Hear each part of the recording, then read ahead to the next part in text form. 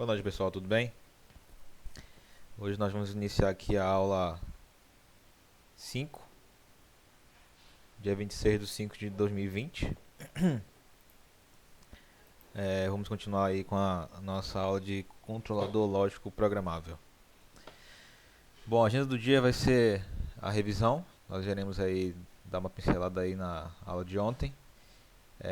E iniciar aqui linguagem de programação. Conceitos básicos, elementos comuns e linguagem de programação. Bom, lembrando aqui que eu ainda não fui verificar, né, o nosso laboratório lá da FUCAP, e por isso eu estou me guiando por um livro e ele está seguindo um caminho. Eu não sei se vai ser o mesmo lá que nós vamos utilizar no laboratório, mas como foi dada para vocês lá a lógica de programação, verifique que tendo a lógica você consegue acompanhar. Eu vou inicializar aqui hoje pelo menos os conceitos básicos para vocês ficarem sabendo como é mais ou menos, beleza? E depois a gente vai se aprofundar aí na linguagem de programação. E, novamente, aqueles mesmos detalhes, né? Sintaxe, semântica, visualizar aí como são, como é que a gente vai passar a programação lá pro CLP. Bom, vamos começar aqui com a revisão, que vai ser daquele mesmo jeito de sempre, né? Vou começar aqui com aquele mapa conceitual para poder ficar um pouco diferente, né? Explicar melhor para vocês. Ontem vimos aí basicamente interface de entrada e saída e no finalzinho os sensores e atuadores, que eu não sei se todos conseguiram ver, porque eu deixei carregando e demorou bastante para ele fazer o upload. Bom, aqui nas interfaces, pessoal, de entrada e saída, nós vimos aí ontem as principais vantagens, né, de ser CLP, porque vimos que antigamente, né, vimos lá com os dispositivos mecânicos e dispositivos eletromecânicos, juntamente com ICIs, que era muito difícil você fazer alterações no processo, né, os circuitos que já estavam implementados. Lembrando que era mais fácil, logicamente, de fazer, né, porque eram ligações relativamente simples, mas o esquema elétrico para mudar ia ser maior trabalho. Também vimos aí a comparação, né? Eu mostrei para vocês mais ou menos as conexões do circuito elétrico e conexões do CLP. E vimos lá que eram basicamente a configuração, né, das ligações eram bem simples no CLP porque são programáveis, né?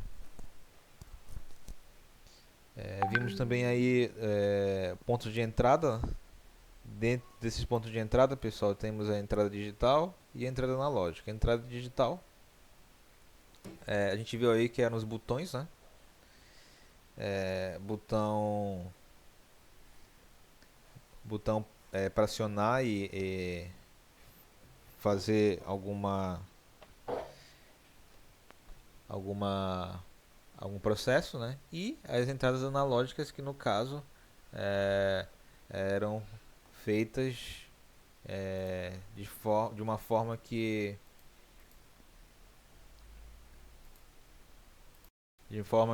as entradas analógicas elas recebem, né, dados contínuos de algum sensor, né? O exemplo que eu dei lá foi a caixa d'água para vocês, né? Na qual verifica que a entrada ela tem aquelas faixas de tensão que ela recebe e de acordo com a faixa ela indica lá qual nível está o tanque, no exemplo. Pontos de saída, vimos aí que os pontos de saída também eram saída digital e saída analógica, né? Bom, aí as saídas digitais elas tinham basicamente também dois estados, que nem entrada digital, ligado ou desligado. E no caso esse aí da analógica era um tipo potenciômetro, né? Que nem um colega falou aí ontem após assistir a aula, que não estava recordando qual o nome do dispositivo que controlava, né, a tensão corrente a partir do movimento, né? Vimos aí também, pessoal, os sensores e atuadores, né? Eu não vou entrar em muitos detalhes porque eu só fiz citar ontem, né? Tinha os sensores indutivos, capacitivos, tinha os outros atuadores, né? E, enfim. E, continuando aqui, né, pessoal? Veremos aí agora a linguagem de programação. Vai ser bastante conteúdo novamente, vai ser muito texto. Eu não consegui encontrar muitas figuras para representar para vocês, né, de uma forma mais didática. Até porque não tem como. Vai ser um pouco maçante, mas é necessário que vocês saibam esses conceitos. Bom, continuando, né? Veremos aí que as interfaces de entrada e saída. Na verdade está errado, pessoal, desculpem. Deixa eu.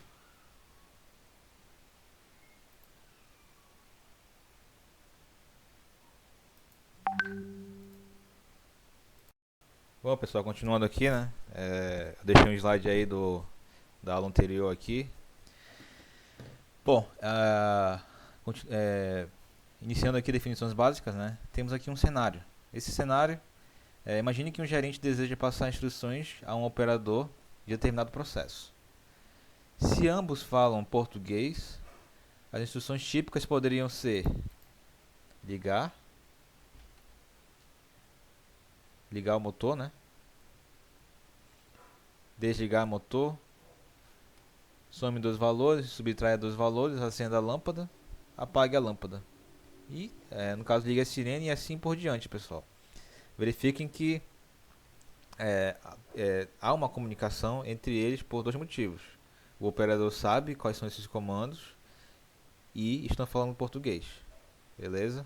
Portanto, para que haja uma efetiva comunicação é necessário utilizar uma linguagem que ambos entendam.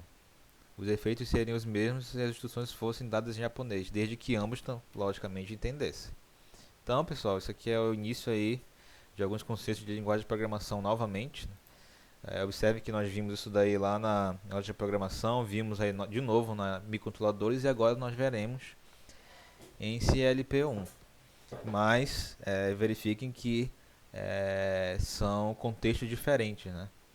Enquanto que nós começamos lá a aprender como nós conversamos com o computador, lembrem que era um Portugal, depois vimos lá C, que já era outra estrutura de linguagem. Microcontrolador e microprocessador era semelhante, mas tinham algumas particularidades, e agora teremos mais esse contato aí com outra linguagem de programação. Percebam que em menos de 3 meses aí nós estamos vendo a terceira linguagem de programação, pessoal. Isso é muito bom, né? E para quem continuar, é muito bom que vocês continuem aprendendo mais linguagens de programação. É muito importante, né? Ainda mais para nossa área, que temos que ficar toda hora fazendo, né, novos cursos, tendo contatos com outras ferramentas e assim vai. É assim que nós conseguimos evoluir aí profissionalmente. E é interessante, né, sempre aprender mais coisas novas. Mas percebam que a lógica sempre vai ser a mesma. A lógica vai ser a mesma para todas as linguagens. Você só vai se adequar à forma como escrever, que é o que nós iremos fazer aqui agora. Bom, continuando. Assim, para que haja uma efetiva comunicação, é necessário utilizar uma linguagem que ambos entendam. Mais uma vez, né? Para o computador entender, lá na primeira disciplina que tivemos, eu tive que ensinar para vocês a fazer o passo a passo, né? Tem que fazer o metódico mesmo, porque assim que a máquina vai entender. Então, continuando aí com o mesmo raciocínio, né, de lógica de programação e microcontroladores, temos que fazer de tal forma que a máquina nos entenda. nos entenda o que nós queremos fazer, né? E vai ser daquele mesmo jeito, né? Declaração de variável, o que vai ser entrada, o que vai ser processamento, o que vai ser saída e assim vai.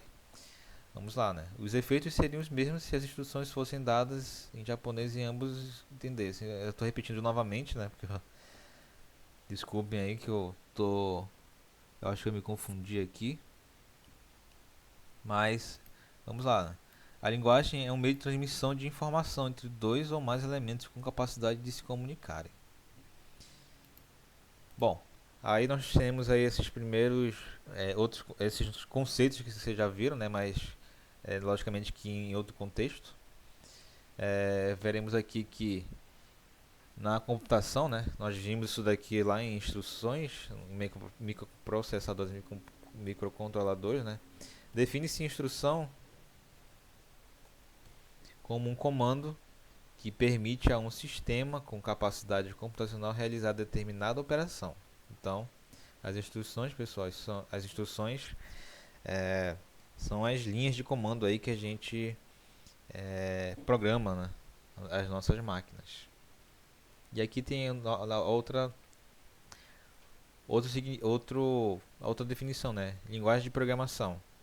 Bom, nós vimos aí, estamos cansados de ver, né, que é um conjunto de padronizado de instruções que o sistema computacional é capaz de reconhecer. Programar significa fornecer uma série de instruções a um sistema com capacidade computacional. Da mesma forma, pessoal, está tudo interligado. E vocês, programadores, são responsáveis por prever as situações possíveis do sistema, planejar uma estratégia de controle e codificar as instruções em uma linguagem de programação. Então, vocês vão basicamente verificar a situação, né? Ver o que vocês querem fazer. Eu quero que a esteira gire e quando um objeto estiver à frente do sensor de presença, você para e um braço mecânico, um braço robótico, pneumático, vai pegar o objeto de cima da esteira e vai colocar em outra posição e assim sucessivamente. Então, verifique que esses são os passos para vocês fazerem e programarem o computador, o CLP, o microcontrolador ou outro sistema que seja necessário. E da mesma forma, pessoal, vai ser necessário que vocês entendam o processo.